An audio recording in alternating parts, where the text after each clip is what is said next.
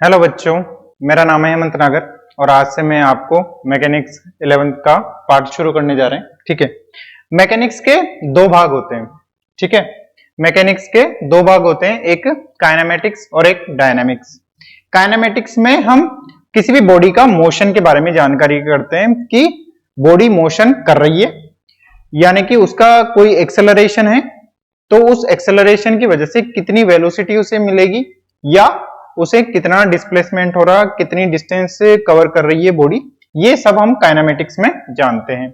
और डायनामिक्स में हम जानते हैं कि बॉडी मोशन क्यों कर रही है। ठीक है, तो काइनेमेटिक्स में बिना कॉज जाने हम बॉडी का मोशन जानते हैं और डायनामिक्स में हम कॉज पर ध्यान देते हैं कि बॉडी क्यों मोशन कर रही है। ठीक है, तो आज से हम क्या पढ़ेंगे? काइनेमेटिक्स पढ़ेंगे। काइनेमेटिक्स भी अलग अलग डायमेंशन में होती है, यानी कि 1D हो जाएगी, 2D हो जाएगी और 3D हो जाएगी। सबसे पहले हम काइनेमेटिक्स का पहला भाग पढ़ेंगे जिसमें हम वन डायमेंशनल मोशन पढ़ेंगे। किसी भी बॉडी का लीनियर जो मोशन होता है उसे वन डायमेंशन कहते हैं। वन डायमेंशन का मतलब है कि लीनियर मोशन हो रहा है उसका। ठीक है, अब हम शुरू करते हैं कि kinematics motion in a straight line. ठीक है, और उसे ही हम क्या बोल रहे हैं? काइनेमेटिक्स बोल रहे हैं कि ये काइनेमेटिक्स का पहला भाग है। और motion in one straight line को क्या बोलते हैं? 1D बोलते हैं, वन डायमेंशनल बोलते हैं। ठीक है, काइनेमेटिक्स को जैसे मैंने बताया कि काइनेमेटिक्स किसके बारे में स्टडी करती है? Kinematics deal with the study of motion particle without any regarding cause of the motion. मतलब मोशन का कॉज से हमें कोई मतलब नहीं है, हमें सिर्फ बॉडी का, उस पार्टिकल का केवल मोशन से मतलब है, कॉज से कोई मतलब नहीं है हमें। ठीक है, अब हम किसी भी बॉडी के काइनेमेटिक्स की स्टडी करने के लिए हमें अलग अलग वेरिएबल्स की जानकारी होनी चाहिए, जिसमें काइनेमेटिक्स या मोशन इन 1D के लिए हमें जो वेरिएबल्स हैं वो हमें जानने होंगे, जो कि है distance, displacement, velocity, speed, acceleration. ये सब काइनेमेटिक्स के वेरिएबल्स हैं। तो इनके बारे में हम जानेंगे कि क्या क्या होता है, डिस्टेंस, डिस्प्लेसमेंट, ये क्या क्या होता है। ठीक है, तो हम देख सकते हैं कि distance and displacement, distance and displacement. ठीक है, डिस्टेंस क्या होती है? डिस्टेंस क्या होती है?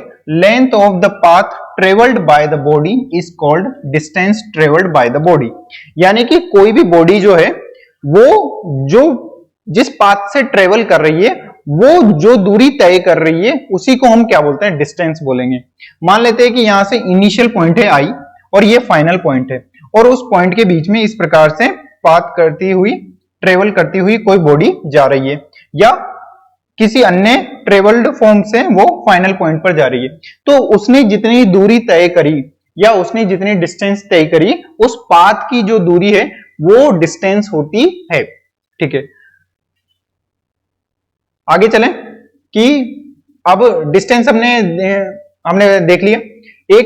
एक इसमें और लिखना चाहेंगे कि डिस्टेंस क्या है? स्केलर है।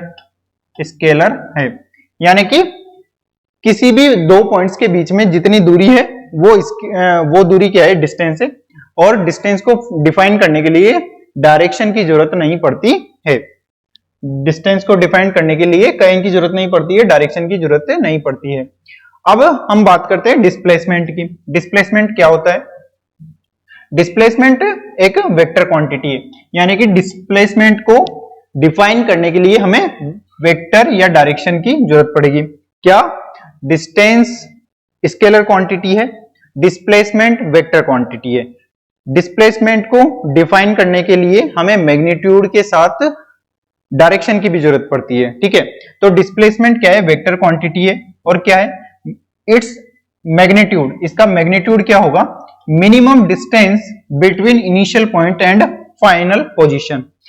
मतलब कि नहीं, दो पॉइंट जो कि एक इनिशियल पॉइंट है और एक फाइनल पॉइंट है, दोनों इनिशियल और फाइनल पॉइंट के बीच की जो मिनिमम डिस्टेंस होगी उसे हम डिस्प्लेसमेंट कहेंगे। ये तो उसका मैग्नीट्यूड है और उसके साथ डायरेक्शन भी होना जरूरी है, तब उसे हम डिस्प्लेसमेंट कहेंगे। और उसकी डायरेक्शन क्या हो जाएगी? From initial point two final position. Initial point से फाइनल पॉइंट की ओर जो डायरेक्शन होगी वो तो उसकी डायरेक्शन हो जाएगी, और उसका मैग्नीट्यूड क्या हो जाएगा, दोनों इनिशियल और फाइनल पॉइंट के बीच का मिनिमम डिस्टेंस क्या हो जाएगा, डिस्प्लेसमेंट हो जाएगा। मान लेते हैं इस प्रकार से इनिशियल पॉइंट है और इस प्रकार से फाइनल पॉइंट है। तो हमने देखा था कि इस प्रकार से यदि घूमता हुआ पाथ फॉलो कर रहा है या पाथ फॉलो कर रहा है, ट्रेवल्ड कर रहा है इस पाथ में, तो इसकी दूरी तो क्या हो गई, डिस्टेंस हो गई। और यदि इनिशियल पॉइंट और फाइनल पॉइंट के बीच में जो मिनिमम डिस्टेंस है, मान लेते हैं कि ये डिस्टेंस d है और इसकी डायरेक्शन है इनिशियल पॉइंट से फाइनल पॉइंट की ओर, इस प्रकार से इनिशियल पॉइंट से फाइनल पॉइंट की ओर डायरेक्शन है। तो हमने क्या देखा कि डिस्प्लेसमेंट क्या हो जाएगा, final point final position minus initial point, तो इन दोनों के बीच की डिस्टेंस आ जाएगी और उसकी डायरेक्शन क्या हो जाएगी, इनिशियल पॉइंट से फाइनल पॉइंट की ओर। ठीक है, इनिशियल पॉइंट से फाइनल पॉइंट की ओर। तो डिस्प्लेसमेंट में चेंज हम देख रहे हैं किसी भी पोजीशन वेक्टर के लिए। हम पोजीशन वेक्टर में देख सकते हैं कि इस प्रकार से y और x है। मान लेते हैं कि यहां पर एक ri इनिशियल पॉइंट है जिसका xi और yi इनिशियल पॉइंट है, और इससे कुछ दूरी पर दूसरा फाइनल पॉइंट है जिसके कोऑर्डिनेट्स क्या हैं, x फाइनल और y फाइनल। ठीक है, तो दोनों की पोजीशन जो इनिशियल पॉइंट्स हैं वो हमने बता दी है। ठीक है, तो r फाइनल यानी कि फाइनल पॉइंट के पोजीशन, फाइनल पॉइंट का पोजीशन, जिसे r लिख देते हैं, r फाइनल, फाइनल पॉइंट की पोजीशन माइनस इनिशियल पॉइंट की पोजीशन, तो दोनों के बीच की जो पोजीशन आ जाएगी वो क्या हो जाएगी, डेल्टा r, वो क्या हो जाएगा, डिस्प्लेसमेंट का मैग्नीट्यूड हो जाएगा। और उसकी डायरेक्शन क्या हो जाएगी, उसकी डायरेक्शन हो जाएगी इनिशियल पॉइंट से फाइनल पॉइंट की ओर।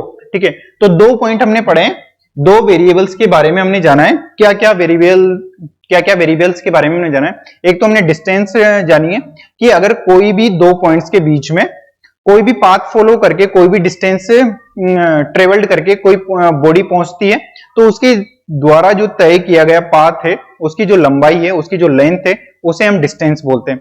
ये डिस्टेंस मिनिमम भी हो सकती है या ये डिस्टेंस ज्यादा से ज्यादा कुछ भी हो सकती है। ठीक है, बट डिस्प्लेसमेंट क्या होता है, डिस्प्लेसमेंट एक वेक्टर क्वांटिटी है।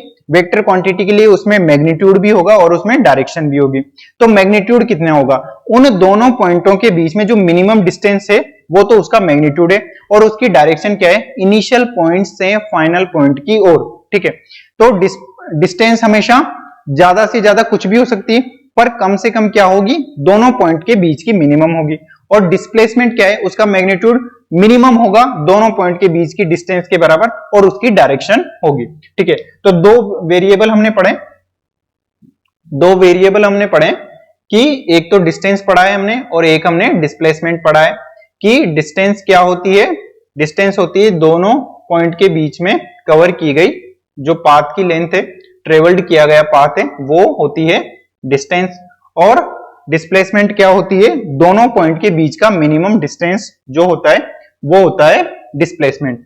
तो यहां से मैं क्या कह सकता हूं कि डिस्टेंस जो है वो क्या होती है, ज्यादा होती है डिस्प्लेसमेंट से, क्योंकि डिस्टेंस क्या हो सकती है, डिस्टेंस कोई भी ट्रेवल्ड किया गया पाथ है, पर कम से कम कितना होगा, डिस्प्लेसमेंट के बराबर होगा। ठीक है, क्योंकि मैं क्या बता रहा हूं कि जैसे मान लेते हैं ये दोनों पॉइंट है और इन दोनों पॉइंट में क्या होगा कि या तो ये इस प्रकार से घूम के आया, इस प्रकार से घूम के चला आया, ठीक है, या फिर ये इस प्रकार से और कोई घूम के आ गया। ठीक है, और ये मिनिमम पॉइंट से भी तो जा सकता है, मिनिमम पॉइंट से भी जा सकते हैं। तो यानी कि डिस्टेंस क्या हो सकती है, या तो मिनिमम होगी या ज्यादा, उससे ज्यादा होगी। तो डिस्टेंस क्या होगी, या तो ज्यादा होगी या वो क्या हो सकती है, डिस्प्लेसमेंट के मैग्नीट्यूड के बराबर भी हो सकती है। डिस्टेंस स्केलर क्वांटिटी है, उसके साथ डायरेक्शन नहीं आएगी।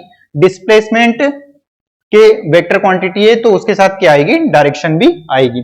ठीक है, तो मैंने क्या बताया कि डिस्टेंस या तो ज्यादा होगी या कम से कम कितनी हो जाएगी, उन दोनों पॉइंटों के बीच की मिनिमम डिस्टेंस के बराबर हो जाएगी।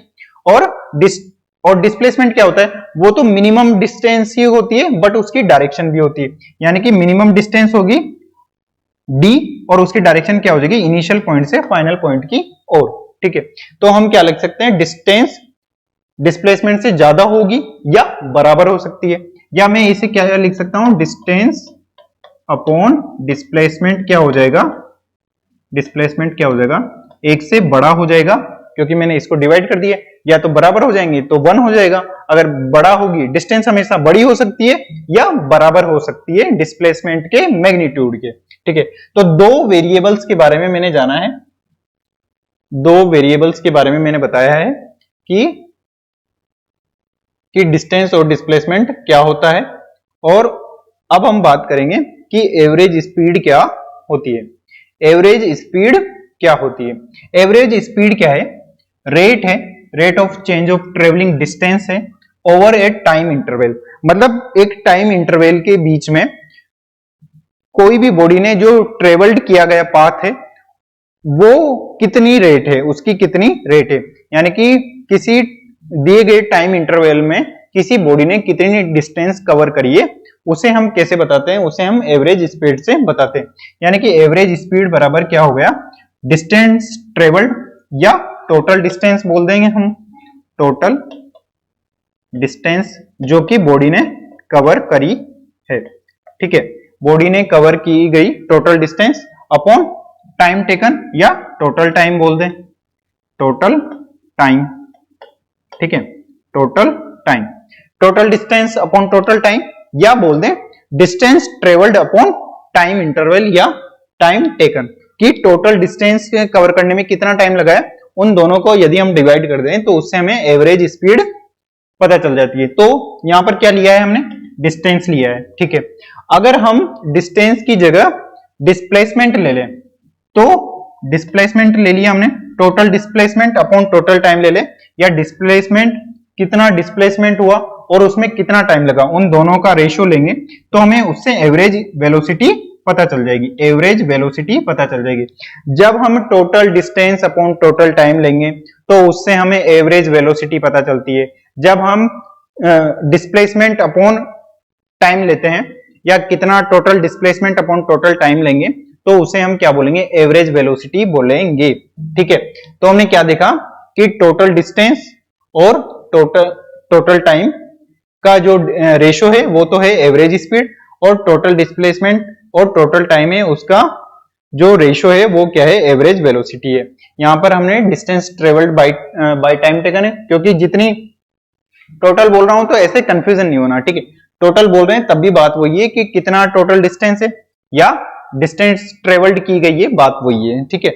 और डिस्प्लेसमेंट अपॉन टाइम, या डिस्प्लेसमेंट को हमने क्या लिखा था कि चेंज इन पोजीशन, यदि मैं वेक्टर में लिखना चाहूंगा तो मैंने क्या लिख दिया, उसे चेंज इन पोजीशन लिख दिया, ठीक है, चेंज इन पोजीशन लिख दिया अपॉन टाइम टेकन लिख दिया कि कितना चेंज हो रहा है पोजीशन में, तो उससे हम क्या निकाल लेंगे, डिस्प्लेसमेंट निकाल लेंगे, और उस पोजीशन को चेंज होने में कितना टाइम लगा, टाइम टेकन इन पोजीशन, तो वो क्या हो जाएगा, एवरेज वेलोसिटी हो जाएगा।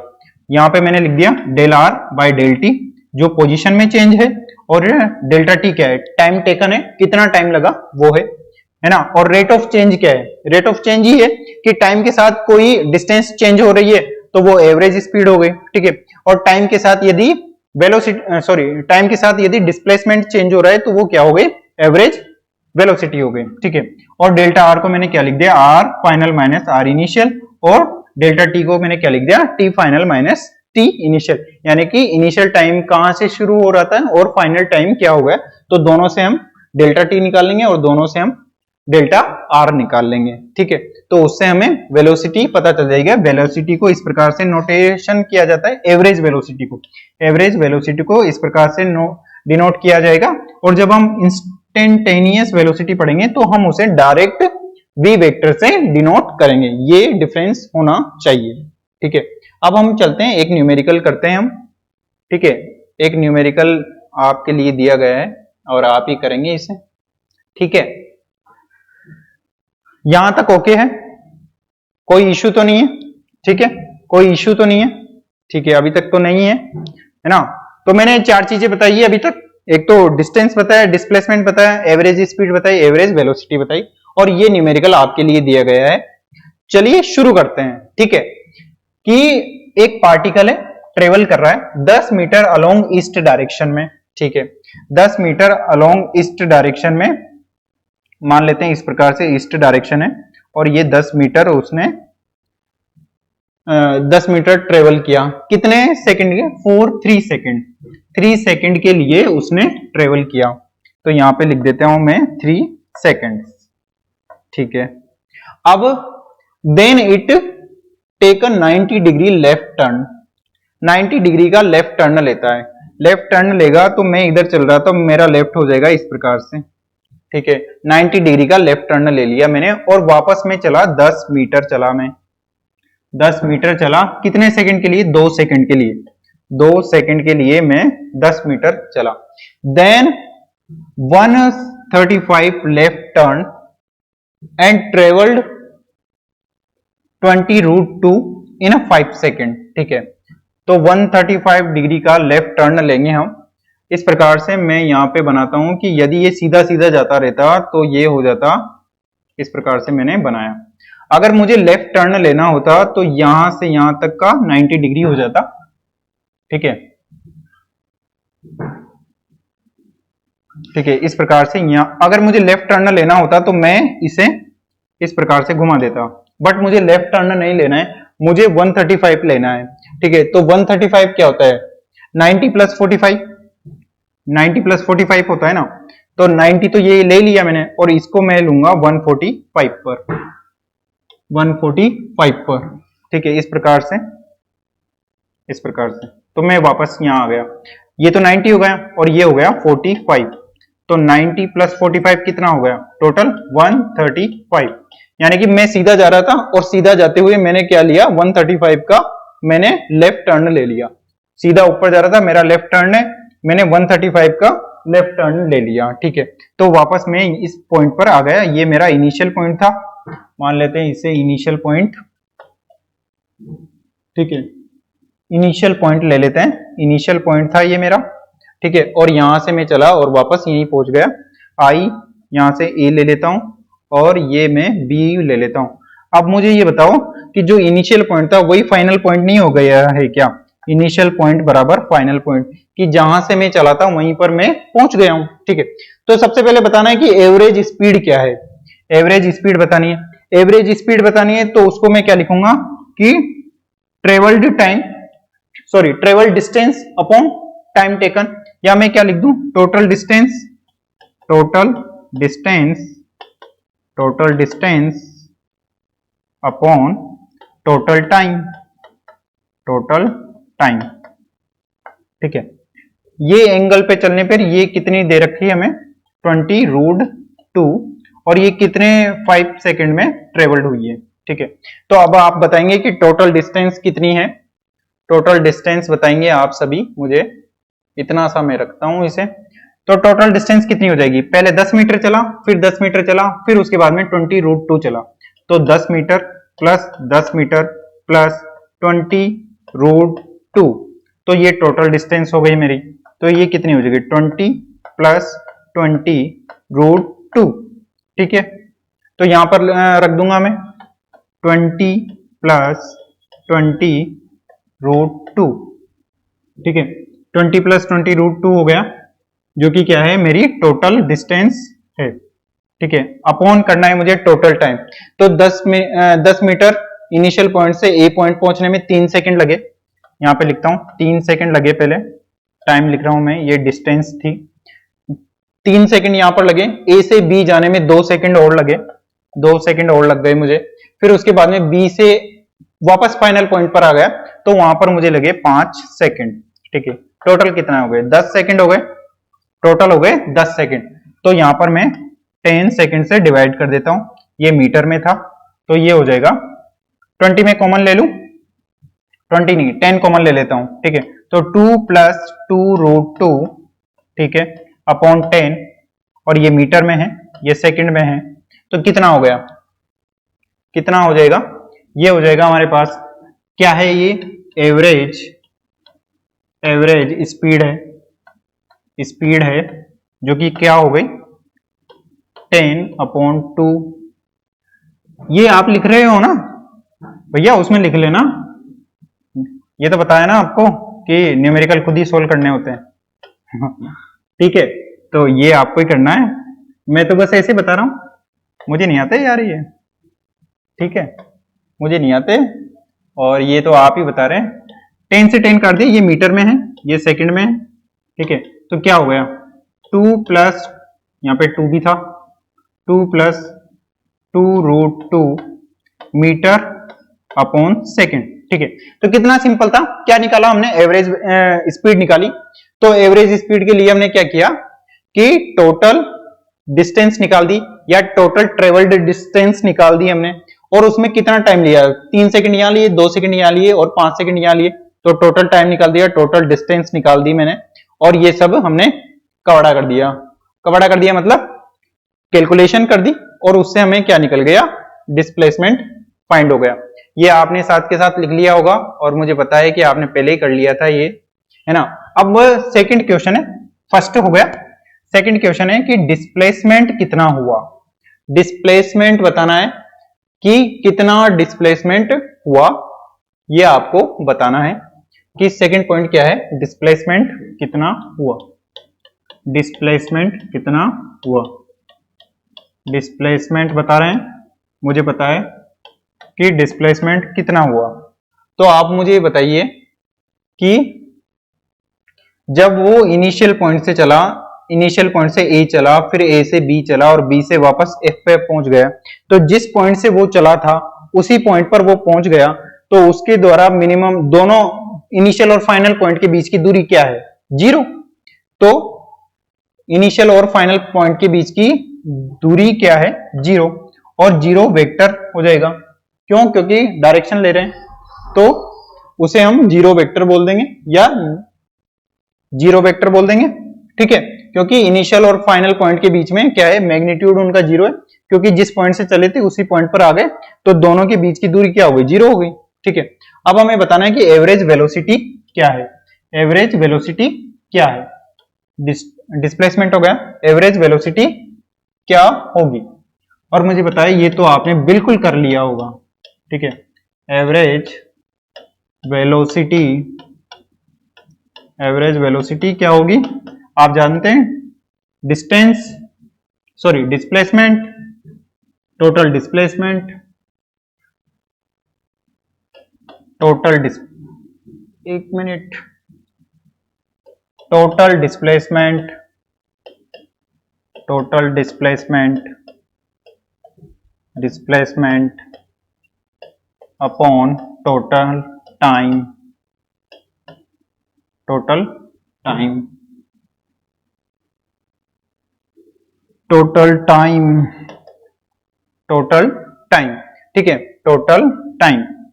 तो ये क्या हो जाएगा, अरे भाई जब डिस्प्लेसमेंट ही 0 है तो 0 अपॉन टोटल टाइम कुछ भी हो, वैसे तो 10 सेकंड है टोटल टाइम, तो ठीक है, तो 0 अपॉन कुछ भी होगा तो क्या हो जाएगा, 0, और वेक्टर लगा देंगे, ठीक है, एवरेज वेलोसिटी निकल जाएगी, ठीक है।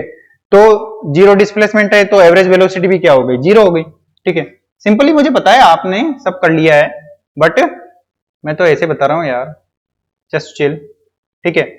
क्या हुआ, क्या क्या हमने फाइंड किया, सबसे पहले हमें बताया गया था कि एक पार्टिकल है जो 10 मीटर ईस्ट डायरेक्शन में जा रहा था, और उसके बाद में वो नॉर्थ डायरेक्शन में गया, फिर उसके बाद में 135 पे वो मुड़ गया, फिर उसके बाद में उसके द्वारा जो दिए गए डिस्टेंस थे वो हमने लिख दिए, उससे हमने टोटल डिस्टेंस निकाल दी, फिर टोटल टाइम निकाला, और उसके बाद में हमने क्या किया, डिस्प्लेसमेंट निकाला, और डिस्प्लेसमेंट निकाल लिया तो उससे हमने वेलोसिटी निकाल ली, ठीक है। अब इसे आपने लिख लिया होगा, ऐसा मैं आशा करता हूं, हालांकि आशा तो ज्यादा है कि आपने पहले पूरा ही कर लिया था, ठीक है।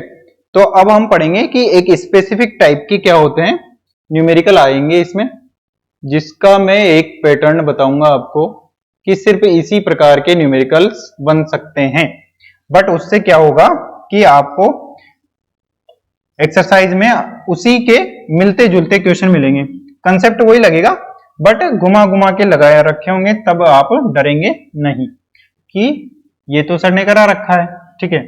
तो मैं वो न्यूमेरिकल, सिर्फ वो 2 ही टाइप के न्यूमेरिकल होते हैं, बट उनसे क्या है, न्यूमेरिकल बहुत सारे बनाए जा सकते हैं, ठीक है।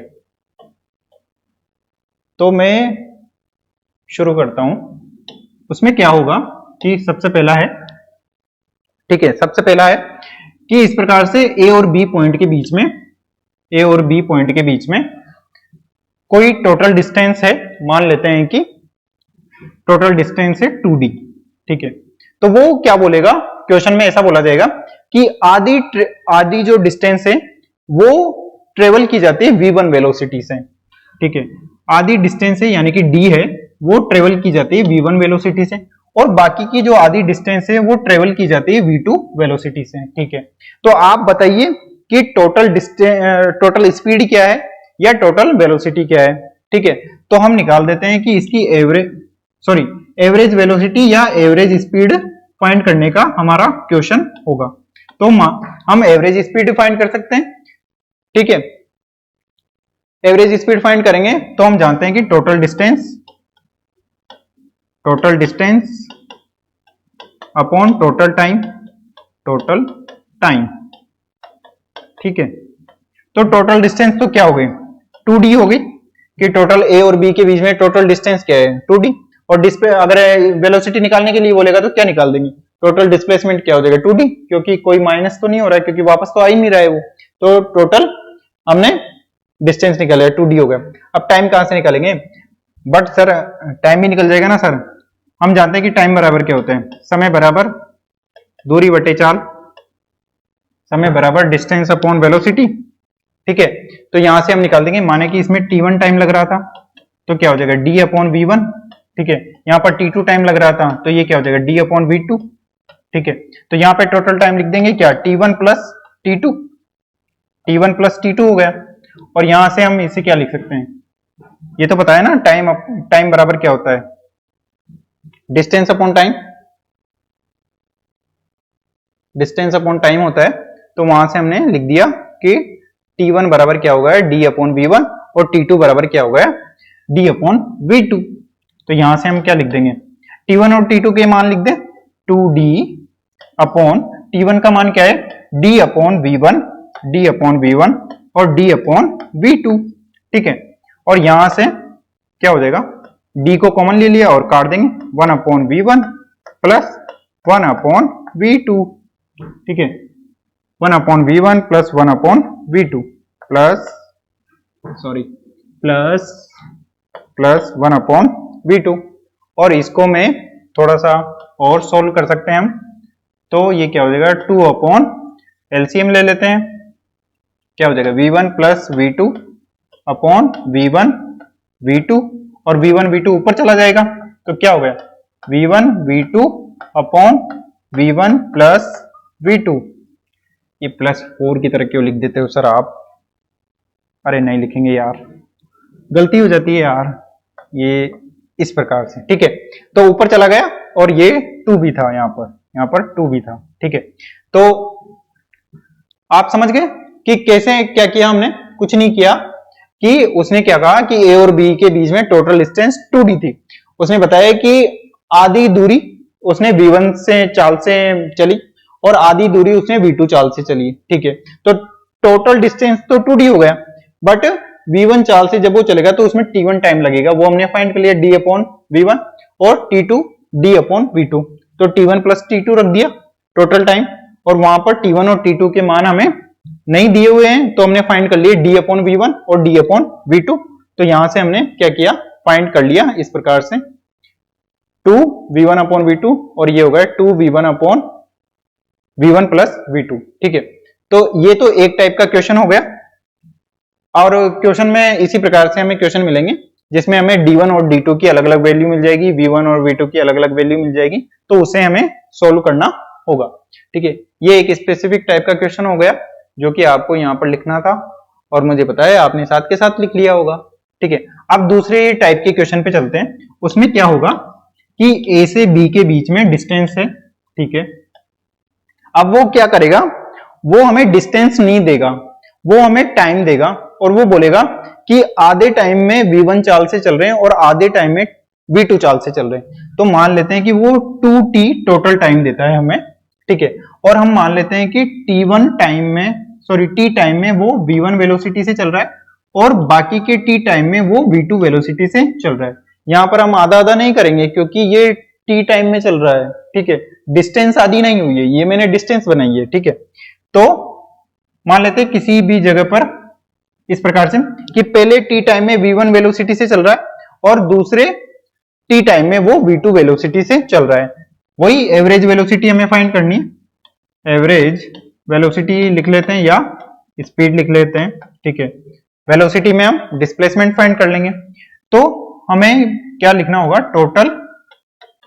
Total distance upon total time, total distance upon total time, ठीक है। टोटल डिस्टेंस लिखो सर, टोटल टाइम तो लिख सकते हैं सर, वो तो दे रखा है 2t।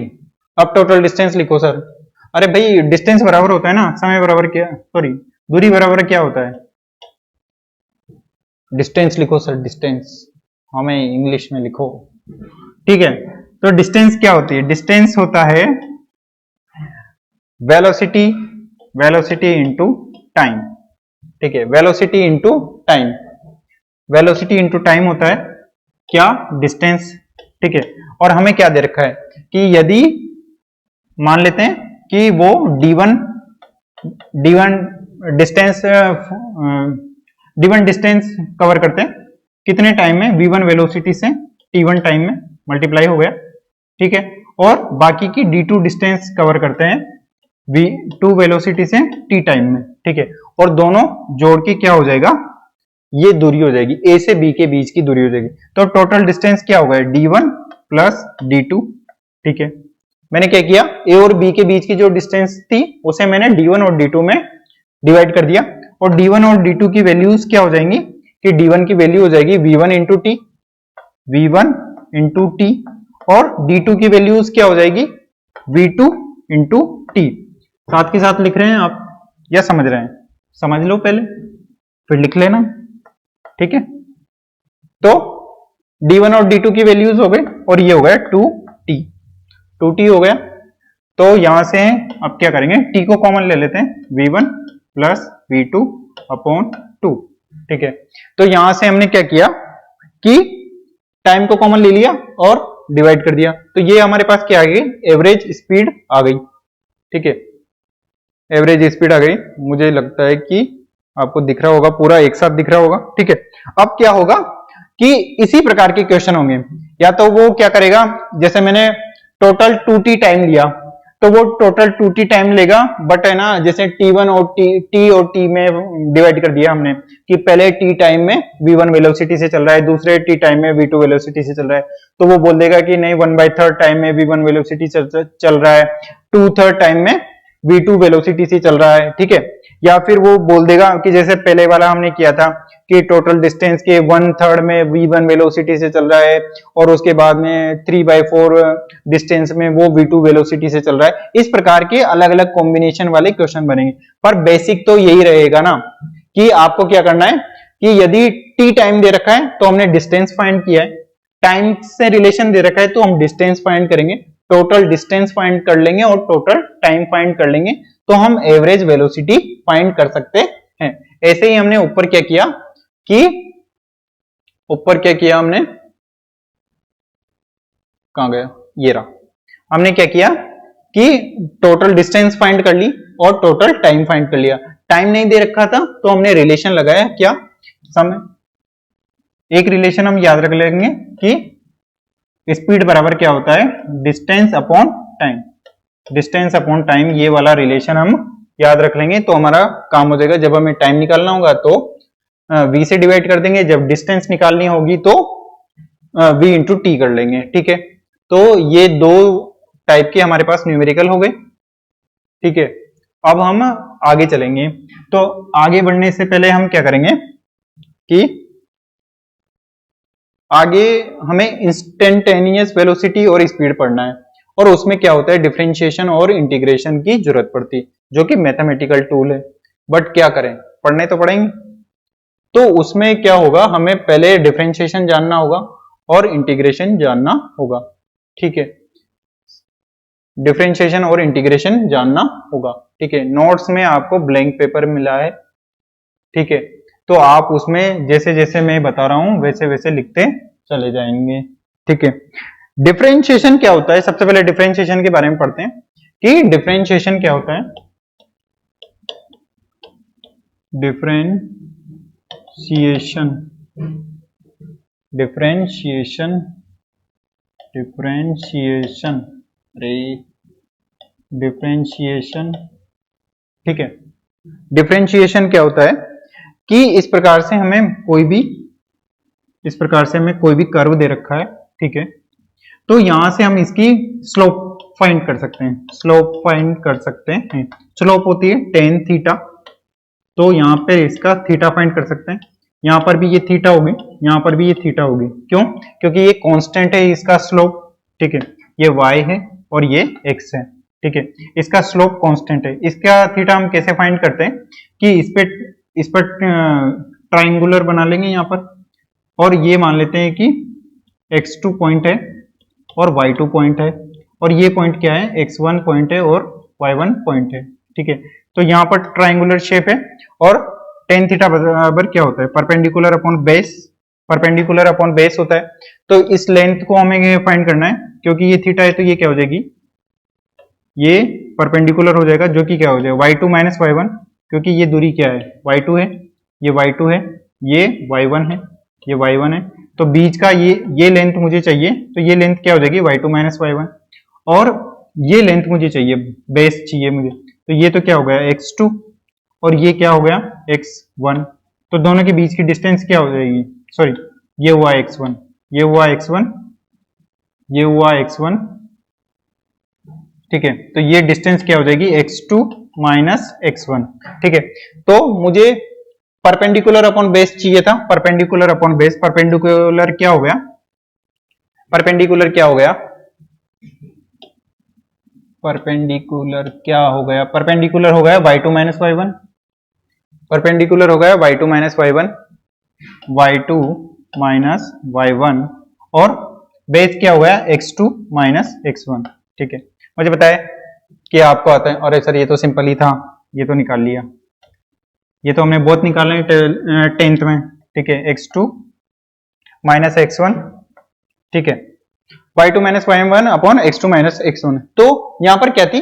कांस्टेंट स्लोप का हमारे पास एक कर्व था। ठीक है, कांस्टेंट स्लोप का एक कर्व था, तो उसकी कर्व की स्लोप कैसे निकालते हैं? टेन थीटा निकालते हैं। टेन थीटा का perpendicular upon base y2 minus y1 upon x2 minus x1। ठीक है, अगर ये कर्व ऐसा नहीं होता, ये कर्व इस प्रकार से होता, तो क्या करते फिर? इस प्रकार से कंटिन्यूअसली इंक्रीजिंग कर्व है। ठीक है, अब इसमें क्या होता है कि इसकी जो स्लोप है ना, वो स्लोप टेंजेंट से निकालते हैं, क्योंकि यहां पर टेंजेंट फाइंड करोगे आप तो इस पे पूरी लाइन पे लाइन खिंच जाएगी। ठीक है, टेंजेंट वो पॉइंट है जहां पर कर्व उसे टच कर रहा हो। तो यहां पर इसकी स्लोप निकालने के लिए मुझे इसे टच करना होगा इस प्रकार से। तो ये थीटा हो गया, थीटा 1 हो गया। यहां पर मैं टच करना चाहूंगा तो क्या होगा?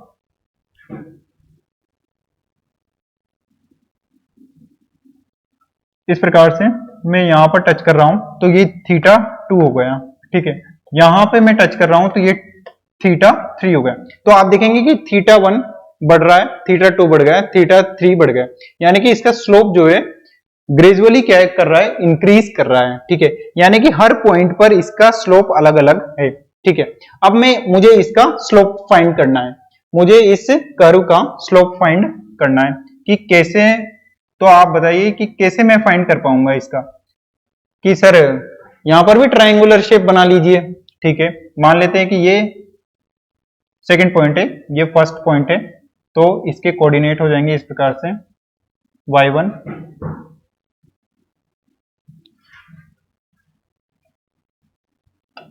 इसके कोऑर्डिनेट हो जाएंगे, इसके कोऑर्डिनेट हो जाएंगे y1, y1, और यहां पर कोऑर्डिनेट हो जाएगा y2, ये y है, ये x है, और यहां पर इसका कोऑर्डिनेट हो गया x1, इसका हो गया x2। ठीक है, तो ये मैंने बना लिया ट्रायंगुलर इस प्रकार से। तो यहां पर एक पॉइंट पर थीटा बन गया, ठीक है। बट आप मुझे ये बताइए कि ये इसे टच थोड़ी ना किया है इसने तो काट दिया, जबकि किसी भी स्लोप निकालने के लिए तो उसे टच करना चाहिए, तो इसने तो टच नहीं किया। तो अब मुझे क्या करना होगा कि ये जो हमने जो लाइन खींची है ना, उस लाइन को मुझे छोटा करना होगा। इस प्रकार से मैं छोटा करता चला जाऊं इसे, तो एक पॉइंट ऐसा बनेगा जिसमें दोनों पॉइंट बहुत ही पास पास होंगे। इस प्रकार से होंगे कि इस प्रकार से कर्व है और यहां पर x1 है या y1 है और x1 है, और उसी के जस्ट पास में y2 है और x2 है। तो वहां से जब मैं टेंजेंट ड्रॉ करूंगा तो वो जस्ट दोनों पॉइंट्स क्लोज हैं पर एक दूसरे पर नहीं है, ठीक है। तो उससे क्या हुआ कि उस वक्र की हमें स्लोप मिलेगी, जो कि क्या होगी, एक कांस्टेंट स्लोप होगी उस इंटरवल में, ठीक है, उस टाइम में। तो उसे हम कैसे फाइंड किया हमने कि हमने जो ट्राइंगुलर बनाया था उसको हमने छोटा छोटा करते गए, तो एक पॉइंट पर एक छोटा सा एलिमेंट हमें मिला और उस एलिमेंट की हमने स्लोप निकाली है, ठीक है। और उस एलिमेंट में क्या था कि जो 1 पॉइंट था और जो दूसरा पॉइंट था वो दोनों पास पास हैं। तो वहां पर हम क्या करेंगे, वहां पर जब हम ट्राइंगुलर बनाएंगे तो उसके लिए हमें सेम हमें मिलेगा, ठीक है, कि ऐसे पॉइंट पर जब हम दोनों पास पास पॉइंट हों तो वहां पर जब हम बनाएंगे तो y2 माइनस y1 और ये हो जाएगा x2 माइनस x1। बट ये क्या है, बहुत ही पास पास है, यानी कि ये 0 के करीब है, यानी कि जो दोनों में पॉइंट्स में डिफरेंस है वो बहुत कम है। तो वो दोनों किसकी ओर अग्रसर है, 0 की ओर अग्रसर है। या मैं इसे लिख दूं कि ये जो है ये 0 की ओर अग्रसर है, ये 0 की ओर अग्रसर है। जब 0 की ओर कोई भी डिफरेंस 0 की ओर अग्रसर होता है, कोई भी इंटरवल 0 की ओर अग्रसर होता है, तो हम उसे बोलते हैं dy या उसे हम बोलेंगे dx, ठीक है। तो जब ऐसे ग्रेजुअली इंक्रीजिंग जो कर्व हैं या डिक्रीजिंग जो कर्व होते हैं, जिनमें इस प्रकार से हम एक इंटरवल में क्या नहीं कर सकते, हम एक इंटरवल में स्लोप फाइंड नहीं कर सकते, उसके लिए हम क्या करते हैं, उनमें टेंजेंट ड्रॉ करते हैं।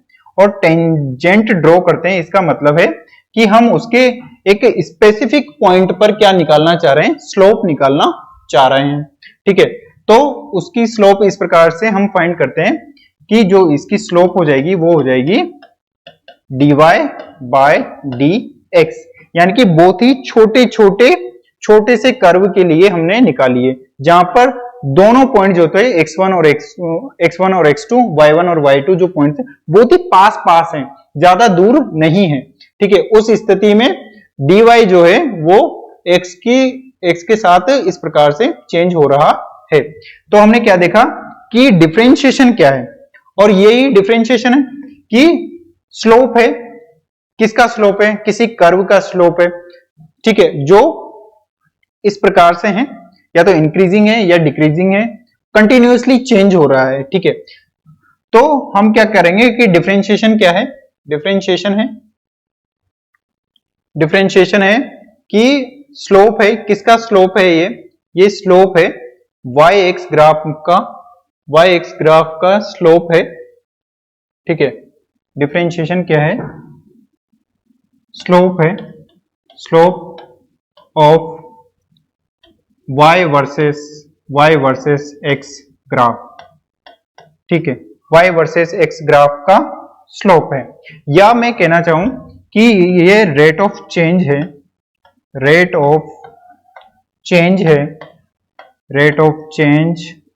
किसकी रेट ऑफ चेंज है, rate of change of y है विद रेस्पेक्ट टू x, यानी कि x की तुलना में y कितना चेंज हो रहा है, उसकी जो रेट है वो शो कर रहा है क्या, स्लोप या डिफरेंशिएशन, ठीक है। या तो हम स्लोप को क्या बोलेंगे कि जो xy जो ग्राफ है उसमें जो कर्व बना हुआ है उसकी जो स्लोप है उसको शो करता है, रिप्रेजेंट करता है कौन, डिफरेंशिएशन। या हम क्या कहेंगे कि जो y है वो x के साथ किस प्रकार से चेंज हो रहा है ये शो करता है हमें डिफरेंशिएशन। ठीक है, अब हम चलते हैं कि डिफरेंशिएशन के डिफरेंट डिफरेंट टाइप के रूल्स होते हैं या फॉर्मूलाज होते हैं, तो उसे हम जान लेते हैं कि इस प्रकार से हम देखते हैं कि सिंपल वाले बताते हैं, क्योंकि आपको ज्यादा हार्ड वाले आएंगे नहीं, मतलब आपके वर्क भी नहीं आता है, तो आपको ज्यादा मैथमेटिक्स में जाने की भी क्या जरूरत। सबसे पहले कि यदि कोई कांस्टेंट है तो उसका डिफरेंशिएशन किस प्रकार से होगा। हमने क्या लिखा है, dy बाई डी एक्स है, y कांस्टेंट है, y कांस्टेंट है। ठीक है, ऐसे लिखते हैं। ठीक है, यहां पर लिखते हैं कि y बराबर कांस्टेंट है, तो कांस्टेंट का डिफरेंशिएशन क्या होगा, d बाई डी सी, तो ये हो जाएगा जीरो। क्यों जीरो हो गया, कि मान लेते हैं कि इस प्रकार से x है,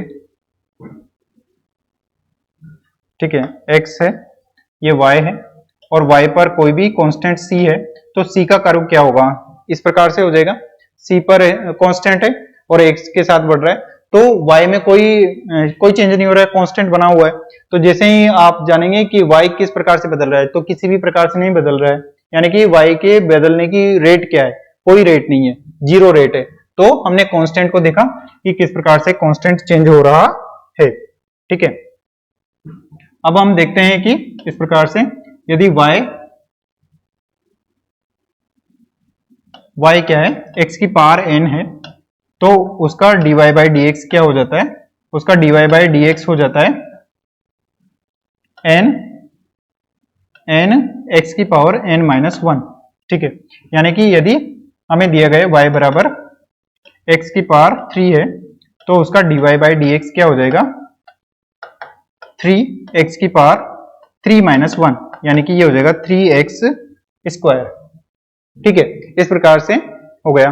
ठीक है, अब इसके बाद में होता है कि y बराबर e की पावर x है, तो उसका डिफरेंशिएशन क्या होगा, dy बराबर डी e की पावर x, या साइन है, y बराबर साइन x है, तो उसका dy बाई डी एक्स क्या हो जाएगा, उसका dy बाई डी एक्स हो जाता है cos x। ठीक है, इस प्रकार से अलग अलग डिफरेंशिएशन के रूल्स हैं और वो हमने इस प्रकार से दे रखे हैं, तो आप उन्हें देखेंगे तो मैं एक बार बता देता हूं कि किस प्रकार से, कि अगर कोई कांस्टेंट है तो उसका हम x के सापेक्ष डिफरेंशिएशन कर रहे हैं, तो वो क्या हो गया, जीरो हो गया। ठीक है, और इसी प्रकार से हमने यदि x का x के सापेक्ष डिफरेंशिएशन किया तो वो क्या हो गया, वन हो गया, क्योंकि कोई भी चीज अपने हिसाब से कैसे बदल रही है, सिर्फ एक कांस्टेंट के रूप में बदल रही है, तो वो वन हो गया। ठीक है, अगर कोई भी कांस्टेंट से x से मल्टीप्लाई है, तो k को बाहर निकाल लिया हमने, k को बाहर निकाले, kx है, इस प्रकार से, तो k को बाहर निकाल लेंगे, कांस्टेंट को बाहर निकाल लेंगे, और dx अपॉन dx हो गया, तो dx अपॉन dx क्या था, वन था, तो k इंटू वन हो गया। ठीक है, तो इस प्रकार से k कांस्टेंट है, k बाहर आ गया, कांस्टेंट था तो बाहर आ गया। ठीक है, इस प्रकार से x की पावर n है तो n को बाहर ले लिया और x की पावर n माइनस वन हो गया, ये मैंने बता दिया। थोड़े से ट्रिग्नोमेट्री वाले फंक्शन भी दिए गए हैं, कभी कभी काम आ जाए, तो साइन का कोस होता है, कोस का माइनस साइन होता है, ध्यान रखेंगे माइनस साइन होता है। ठीक है, और टेन का सेक स्क्वायर एक्स होता है, कोट का माइनस कोसेक स्क्वायर एक्स होता है। ठीक है, जितना सा काम पड़ेगा उतना सा ही याद रखेंगे, सेक एक्स टेन एक्स होता है और माइनस कोसेक्स कोट एक्स होता है। ठीक है, इस प्रकार से डिफरेंशिएशन पूरा हो जाता है। ठीक है, अब हम जानते हैं कि इंटीग्रेशन क्या होता है, इंटीग्रेशन क्या होता है। ठीक है, हमने एक बार तो कर्व की स्लोप जाना। ठीक है, कर्व की स्लोप में हमने क्या देखा कि इस प्रकार से कोई कर्व है तो उसकी स्लोप होती है dy बाई डी एक्स। ठीक है, बट इंटीग्रेशन क्या होता है, इस कर्व के, मान लेते हैं इस प्रकार से कोई कर्व है, इस प्रकार से कोई कर्व है, तो इसके जो अंडर का एरिया है उसे हम इंटीग्रेशन से शो करते हैं। ठीक है, बट अगर ये इस प्रकार से स्ट्रेट लाइन हो तो मैं इस प्रकार से फाइंड कर लूंगा इसका, क्योंकि ये ट्राइंगल बन जाएगा, या इस प्रकार से कोई स्ट्रेट लाइन होगी तो मैं उसका सीधा बना दूंगा कि क्या हो जाएगा, उसका इंटीग्रेशन फाइंड हो जाएगा। इंटीग्रेशन फाइंड हो जाएगा कि यदि सिंपल सिंपल वाले हों, कांस्टेंट हो, या इस प्रकार से लाइन हो तो क्या हो जाएगा, इस प्रकार से लाइन हो तो ये तो रेक्टेंगुलर शेप बन जाएगी। तो ये सिंपली फाइंड हो जाता है कि रेक्टेंगुलर शेप है तो हाइट और विड्थ फाइंड हो जाएगी। ये ए है, बी है, तो इसका एरिया क्या हो जाएगा, इसका एरिया में फाइंड करना है, तो इसका एरिया हमसे फाइंड कर लेंगे। ठीक है, तो जो सिंपल शेप्स होंगे वो तो हमसे फाइंड हो जाएंगे, बट अब क्या हुआ कि इस प्रकार का एरिया है, इस प्रकार का एरिया है। ठीक है, अब इसका हमें इंटीग्रेशन करना है या हमें इसका area under the curve find करना है। ठीक है, ये x है, ये y है। ठीक है, तो इसका एरिया अंडर द कर्व कैसे फाइंड करेंगे, ये सबसे बड़ी प्रॉब्लम है। इसी को फाइंड करने के लिए इंटीग्रेशन आता है। तो उसमें क्या किया जाता है कि इस प्रकार से हम स्ट्रिप बनाते हैं। ठीक है, मान लेते हैं ये स्ट्रिप है dx मोटाई की और यहाँ पर वो y1 शेप लेती है। ठीक है, इस प्रकार से यहाँ पर dx मोटाई की एक और स्ट्रिप है जो यहाँ पर y2 कोऑर्डिनेट लेती है। ठीक है, तो इस स्ट्रिप की हमें एरिया फाइंड करना है। ठीक है, स्ट्रिप हो गई dx मोटाई की और उसकी लेंथ क्या हो गई y1 और दूसरे की लेंथ क्या हो जाएगी y2।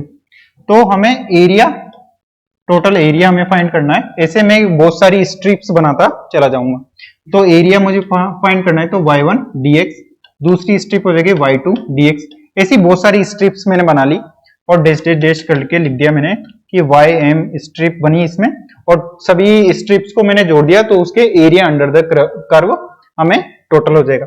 या इसे मैं लगा दूं, समीशन लगा दिया मैंने n बराबर 1 से n बराबर m तक। ठीक है, और y dx m। ठीक है, समीशन लगा दिया, सारी स्ट्रिप्स को मैंने जोड़ दिया, बट ये इंटीग्रेशन नहीं हुआ। क्यों नहीं हुआ भाई? तो यहां पर क्या हुआ कि यहां पर एक ट्राइंगुलर शेप बच गया, क्योंकि स्ट्रिप उसने dx मोटाई की खींची और यहां से यहां तक y2 था। बट ये ऐसा मतलब क्या हुआ कि समीशन जो होता है ना, वो जैसे 1 2 3 4 हो रहा है। ठीक है, बट 1 और 2 के बीच में भी तो रियल नंबर हो गया, बच गया ना, तो उनका तो आपने स्ट्रिप ही नहीं ली। ठीक है, तो उन स्ट्रिपों को भी लेने के लिए हम क्या करते हैं कि समीशन को हटा देते हैं और हम क्या करते हैं कि उसका इंटीग्रेशन कर देंगे y dx। और कहां से करेंगे, मान लेते हैं कि ये y x बराबर 0 है और ये x बराबर 1 है, तो x बराबर 0 से x बराबर 1 तक के लिए हम इंटीग्रेशन कर देते हैं, जिसमें 1 के बाद 1.1, 1 के बाद 1.2, 1.3 और 1.2, 1.1, 1.2 के बीच में भी जितने भी रियल नंबर है वो सब इसमें कवर हो जाते हैं। जबकि समीशन में क्या हुआ, एक स्ट्रिप के बाद में दूसरी स्ट्रिप, और दोनों स्ट्रिपों के बीच में जो ट्रायंगुलर शेप बच गया, क्योंकि स्ट्रिप हमने बनाई तो इस प्रकार से मोटाई है उसकी, तो यहां पर जो ट्रायंगुलर शेप बच गया ना, वो इस समीशन में काउंट नहीं हुआ। और जब हमने इंटीग्रेशन लगाई तो हमने इतनी बारीक बारीक स्ट्रिप काटी है कि 1 के बाद में 1.1, 1.1 के बाद में 1.2, ऐसी स्ट्रिप्स हमने काटी है। बहुत ही बारीक डिस्टेंस पर हमने स्ट्रिप्स काटी है, और उनको जब हम समीशन करते हैं तो उससे हमें एरिया अंडर द कर्व आता है और उसमें कोई भी पॉइंट नहीं छूटता है। तो हमने क्या फाइंड किया कि इंटीग्रेशन क्या करता है, एरिया अंडर द कर्व बनाता है। ठीक है, और ये क्या होता है, रिवर्स प्रोसेस होती है किसकी, डिफरेंशिएशन की। ठीक है, अब हम इंटीग्रेशन कुछ फंक्शंस का इंटीग्रेशन लेंगे, जैसे y बराबर 1 है तो उसका इंटीग्रेशन क्या हो जाएगा, y dx क्या हो जाएगा, इस प्रकार से यदि 1 है तो उसका इंटीग्रेशन हो जाता है x प्लस सी। x प्लस सी, सी कॉन्स्टेंट लाए हैं क्योंकि हमने यहाँ पर लिमिट्स नहीं लगाई है। यदि इसकी लिमिट्स हो जाती है तो ये डेफिनेट इंटीग्रल हो जाते हैं, और ये यदि डेफिनेट नहीं होता है तो ये इनडेफिनेट इंटीग्रल है। इनडेफिनेट है क्योंकि यहाँ पर लिमिट नहीं है। यदि लिमिट हो जाती है तो उसे हम डेफिनेट इंटीग्रल बोलते हैं। अगर इस प्रकार से x की पावर n हो तो उसका कैसे करेंगे इंटीग्रल, तो उसका होता है इंटीग्रल x की power n plus 1 upon n plus 1 plus c। c क्यों लगाया, क्योंकि इनडेफिनेट इंटीग्रल है। यदि इसकी लिमिट्स होती a से b तो उसे हम इस प्रकार से लगा देते a से b, और ठीक है a से b लगा देते और c हटा देते, हम c हटा दिया।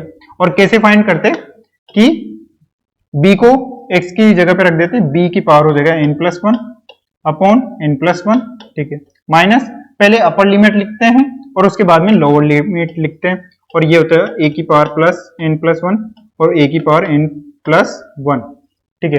पहले अपर लिमिट लिखते हैं फिर लोअर लिमिट लिखते हैं, ठीक है। लिमिट लिखना भी मैंने सिखा दिया, पहले अपर लिमिट लिखते हैं फिर लोअर लिमिट लिखते हैं, ठीक है। इस प्रकार से e की पावर x का यदि इंटीग्रेशन होगा तो वो क्या हो जाएगा, e की पावर x हो जाएगा, और प्लस c लगा दिया हमने, ठीक है। इस प्रकार से हमने कुछ इंटीग्रेशन को दिया गया है, इस प्रकार से इस पेज में दिया गया है, आप एक बार देख लेंगे, ठीक है। मैंने इंटीग्रेशन के साथ उसका डिफरेंशिएशन के साथ डेरिवेटिव के साथ उसका इंटीग्रेशन भी दिया गया है कि कैसे अपोजिट होता है। तो x की पावर n+1, x की पावर n+1 और 1/n+1 का अगर हम डेरिवेटिव करते हैं तो वो हमें मिलता है x की पावर n, और x की पावर यदि n का हम इंटीग्रेशन करते हैं तो वो हो जाता है x की पावर n+1, x की पावर n+1/n+1, ठीक है। 1 का x का हम डिफरेंशिएशन करते हैं तो हमें मिलता है 1, और 1 का डिफरेंशिएशन करते हैं तो हमें मिल जाता है x, ठीक है। इसी प्रकार से साइन का कोस करेंगे तो कोस का हो जाएगा साइन, साइन का कोस तो कोस का साइन, और माइनस कोस का साइन हो गया तो साइन का करेंगे तो माइनस कोस आ जाएगा, ठीक है। इस प्रकार से इंटीग्रेशन क्या है, डिफरेंशिएशन का रिवर्स प्रोसेस है। जिन फलनों के साइन है तो उसका कोस हो गया, कोस का साइन हो गया, माइनस कोस का साइन होता है तो साइन का माइनस कोस हो गया। इस प्रकार से मैंने ऐसी लिस्ट दी है आपको जिसमें आपको रिवर्स प्रोसेस करते हुए दिख रहे हैं, ठीक है। कुछ हैं जो आपके काम के नहीं है, जैसे ये आपके काम नहीं आएंगे, थोड़ा ज्यादा ही दे रखा है इसमें, तो ये आपके काम नहीं आएंगे, इनको मत देखना आप, ठीक है, ठीक है। ये वाले आपके काम के नहीं है, ठीक है। थोड़ा सा जूम करने पर ज्यादा क्लियर नहीं हो रहा है, ठीक है। तो जैसे मैं e की पावर x का इंटीग्रेशन e की पावर x का इंटीग्रेशन भी e की पावर x और डिफरेंशिएशन भी e की पावर x, log x का डिफरेंशिएशन 1/x, तो 1/x का इंटीग्रेशन होता है log x, ये याद रखेंगे आप। और उसके बाद में a की power x upon log a, तो उसका डिफरेंशिएशन हो जाता है a की पावर x, ठीक है। और a की पावर x का यदि इंटीग्रेशन करेंगे तो वो हो जाता है a की power x upon log x, ठीक है।